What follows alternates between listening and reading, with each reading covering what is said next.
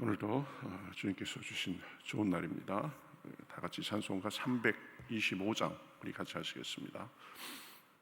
찬송가 325장입니다. 325장 예수가 함께 계시니 우리 같이 찬송하겠습니다.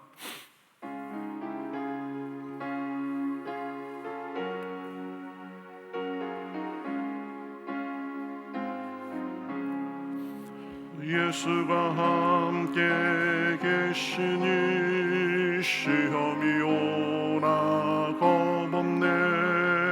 기쁨의 근원 되시는 예수를 위해 삽시다.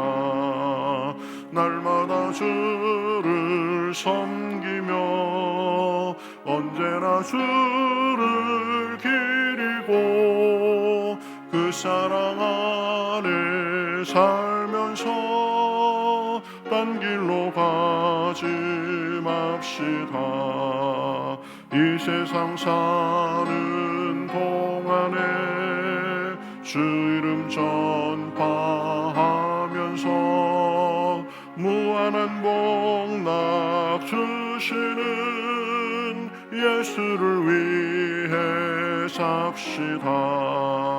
날마다 주를 섬기며 언제나 주를 기리고 그 사랑 안에 살면서 딴 길로 가지 맙시다. 이 세상 친구 없어도 예수는 나의 친구니 불의한 일을 버리고 예수를 위해 삽시다. 날마다 주를 섬기며 언제나 주를 기리고 그 사랑 안에 살면서 딴 길로 가지 맙시다. 주께서 심판하실 때 잘했다 칭찬하리니 이러한 상급 받도록 예수를 위해 삽시다. 날마다 주를 섬기며 언제나 주를 기리고 그 사랑 안에 살면서 딴 길로 가지 맙시다. 아멘. 성경 말씀 사도행전 7장 30절에서 34절까지 보겠습니다. 신약성경 198면 정도에 있습니다.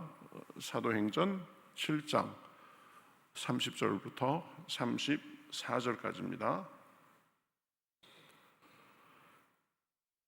30절부터 저와 여러분이 한 절씩 교독하겠습니다.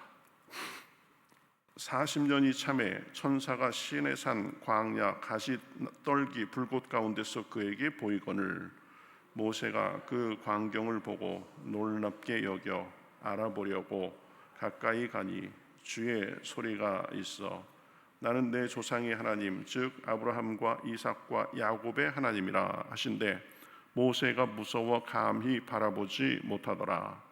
주께서 이르시되 내 발에 신을 벗어라.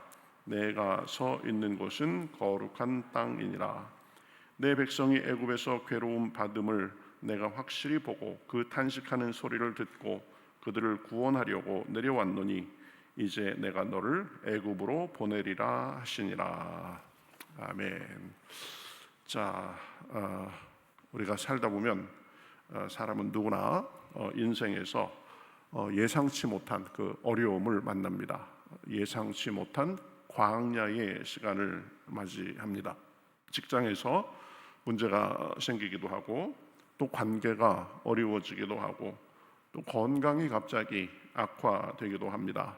그래서 소망이 끊어진 듯한 그런 때를 경험합니다. 오늘 본문에 모세 역시도 그랬습니다. 왕궁에서 자라던 젊은 시절에 동족을 사랑하는 마음으로 구하려다가 오히려 실패했습니다. 그리고 다른 동족들의 외면도 받았고 또 이제 애굽 바로의 분노를 피해서 부랴부랴 이 광야에 도망쳐야 했습니다. 그리고 무려 40년이라는 세월을 이름 없는 목자로 그렇게 살게 됐습니다.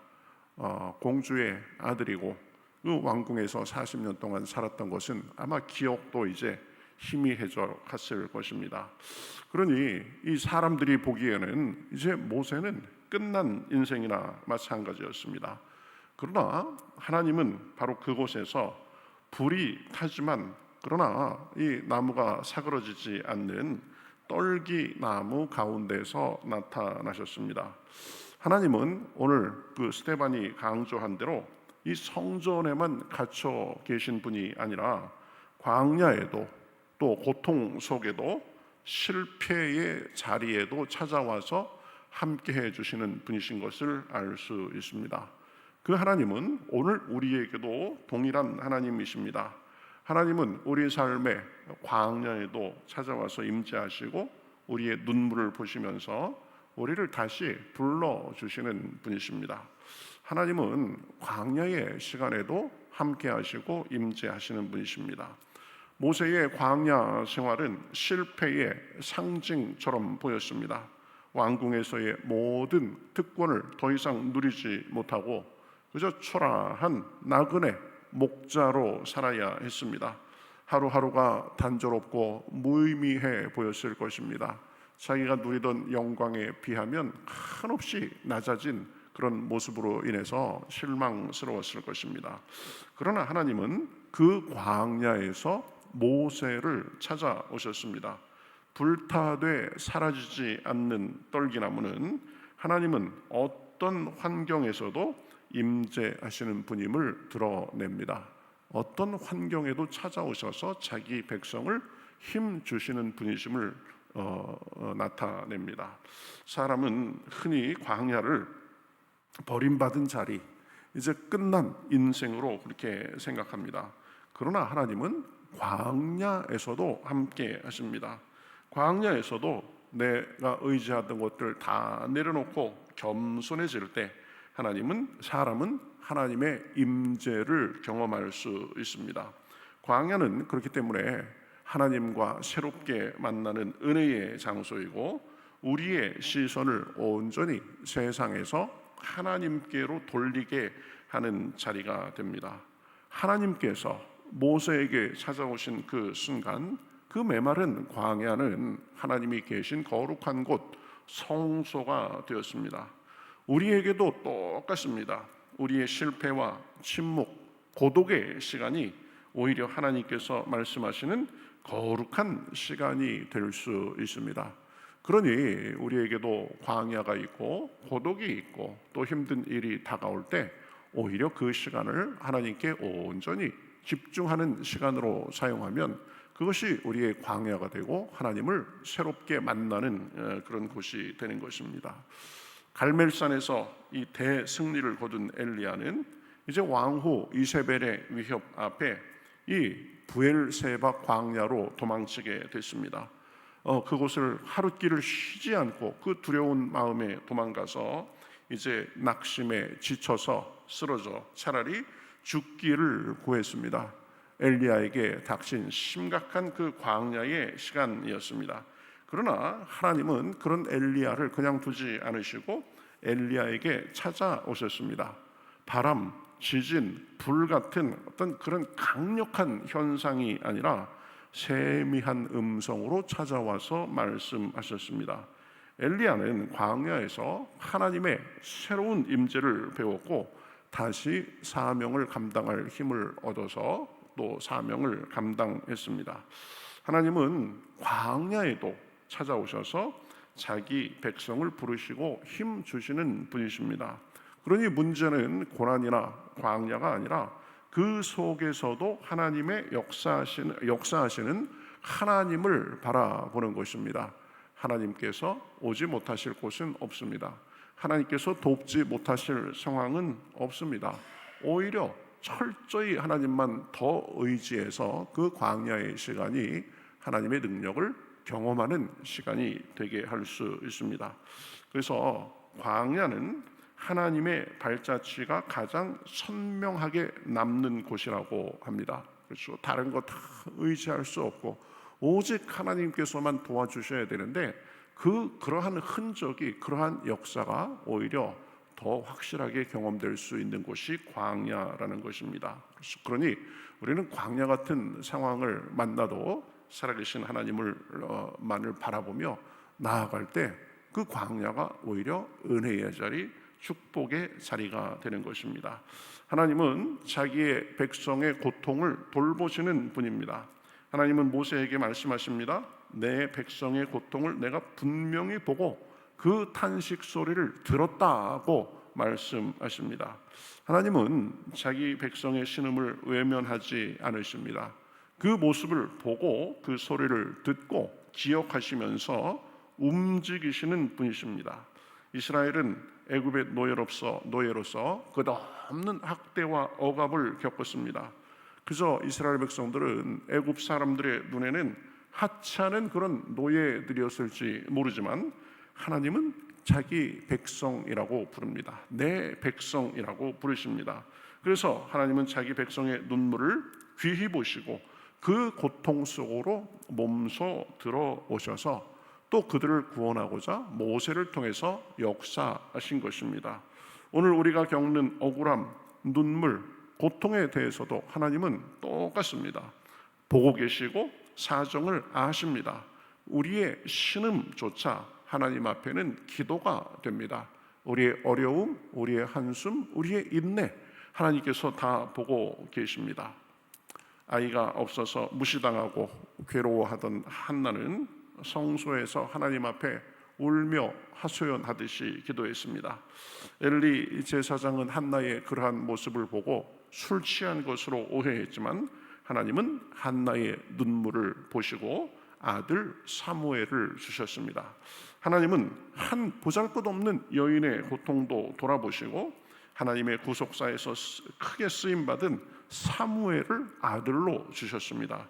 고난 중에도 낙심하지 아니하고 하나님을 바라보고 기도하며 부르짖으니 응답하고 도와주신 것입니다.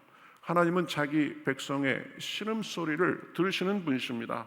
34절에 보면 그래서 이렇게 말씀하죠.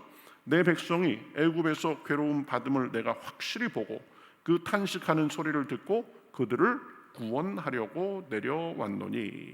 하나님은 자기 백성의 고난을 다 보고 듣고 구원하시는 분이십니다. 그래서 그들을 구원하고자 내려오신 것입니다. 모세에게 나타나셔서 사명을 주신 것도 모세도 돌보실 뿐만 아니라 자기 백성을 구원하고자 하심이었습니다.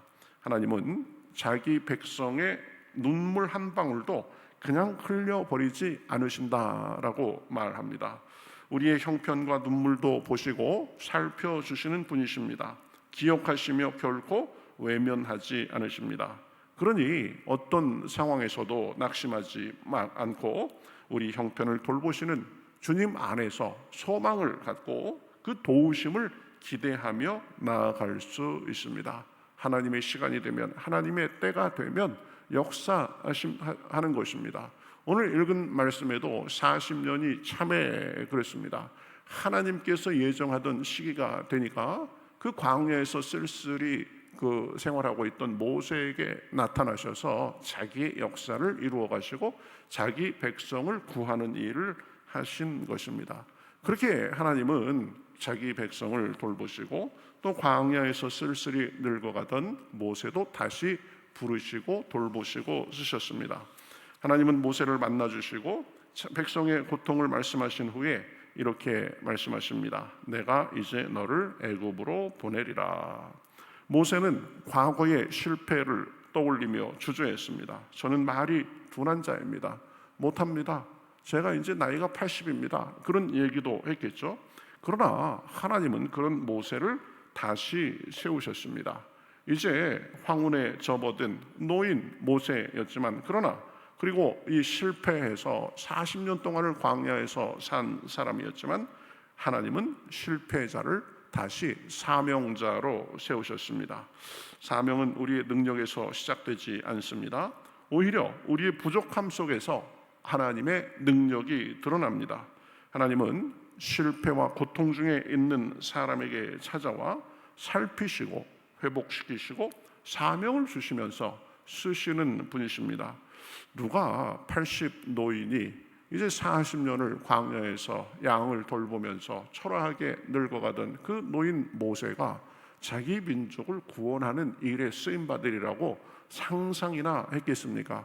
당시 가장 큰 나라였던 그 애굽의 바로 앞에 가서 당당하게 내 백성을 보내달라고 하고 그 수많은 능력을 행하고 결국 자기 민족을 이 애굽에서 끌고 나오리라고 누가 상상이나 했겠습니까? 하나님은 이 사람들을 회복시키실 뿐만 아니라 그런 사람들을 들어 쓰셔서 자기 역사를 이루시는 것입니다. 사사 기드온은 나는 작은 자라면서 하나님의 부르심을 두려워했습니다. 그러나 하나님은 그를 큰 용사라고 부르시면서 오히려 택하셨고 300명으로 미디안의 수만 군대를 물리치게 하셨습니다. 하나님은 사람의 강함이 아니라 순종을 사용하십니다. 오히려 약한 자에게 오셔서 힘 주시고 승리하게 하십니다. 지금 모세의 모습이 그렇습니다. 광야에서 쓸쓸히 늙어가던 그 모세에게 오셔서 그를 회복시키시고 사명을 주시고 쓰임받게 하신 것입니다. 하나님은 합당한 자를 부르시는 것이 아니라 부르신 자를 합당하게 만드신다, 이렇게 말합니다. 여러분 꼭 기억하셨으면 좋겠습니다. 하나님은 준비가 다 되고 모든 것이 다 갖춰진 그런 사람을 쓰는 것이 아니라 일단 사람을 부르셔서 합당하게 훈련시키시고 만들어 가신다는 것입니다. 그러니 형편이 어떻든지 하나님 앞에 예하고 순종하며 나아가면 하나님의 일하심, 하나님의 들어쓰심을 경험할 수 있는 것입니다. 하나님은 오늘 우리에게도 찾아오셔서 회복시켜 주시고 보내십니다. 가정에서, 교회에서, 세상 속에서 하나님의 뜻과 살아계심을 나타내라고 하십니다. 여러분, 광야가 끝이 아닙니다. 광야가 그 하나님을 만나면 오히려 그곳이 사명의 자리, 은혜의 자리가 되는 것입니다. 하나님은 또 사명의 길에서도 함께 하시며 도와주십니다. 하나님은 광야 같은 곳에서도 새로운 시작을 하시는 분이십니다. 자기 백성의 실패와 고통을 돌아보시는 분이십니다. 오셔서 부르시고 회복시키시고 또 쓰시는 분이십니다. 실패자도 다시 일으켜서 하나님의 도구로 세우시는 분이십니다. 그러니 우리가 할 일은 그런 하나님의 역사를 기대하고 모세처럼 하나님의 그 보내심에 순종하며 사는 것입니다. 불타지 않은 떨기 나무는 사실 요즘도 타오르고 있습니다. 그 불 앞에서 우리도 믿음으로 응답하고 순종하며 나아가면 하나님의 능력을 경험하고 하나님의 회복하심을 경험하고 쓰임받는 삶, 간증 있는 삶을 살게 되는 것입니다. 문제는 형편과 여건이 아닙니다. 내가 있는 자리가 아닙니다. 그 자리에서 찾아오시는 그 하나님을 만나고 새 힘을 내며 나아가면 우리도 쓰임받는 삶을 살 수 있습니다. 오늘도 기도하며 모세에게 오셨던 그 하나님을 또 새롭게 만나고 힘을 얻고 사명도 감당하는 우리 모두가 되시기를 우리 주님의 이름으로 축복합니다. 우리 같이 기도하겠습니다.